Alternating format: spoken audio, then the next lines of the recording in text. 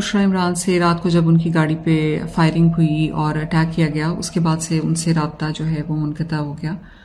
اب کچھ لوگ یہ کہہ رہے ہیں کہ وہ اریسٹ ہو گئی ہیں، ابڈکٹ ہو گئی ہیں، اور کچھ لوگ یہ کہہ رہے ہیں کے پی کے میں وہ نہیں ہو سکتی، اگر وہ خیریت سے ہوتی اور کے پی کے میں ہوتی تو وہ ضرور فیملی کو کسی کو میسج کرتی۔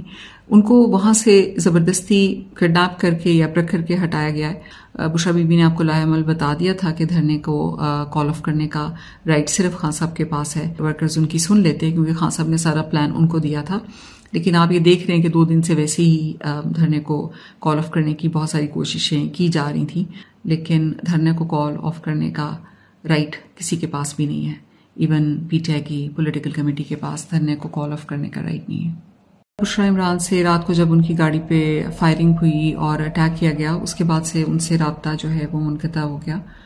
اب کچھ لوگ یہ کہہ رہے ہیں کہ وہ اریسٹ ہو گئی ہیں، ابڈکٹ ہو گئی ہیں، اور کچھ لوگ یہ کہہ رہے ہیں کے پی کے میں وہ نہیں ہو سکتی، اگر وہ خیریت سے ہوتی اور کے پی کے میں ہوتی تو وہ ضرور فیملی کو کسی کو میسج کرتی۔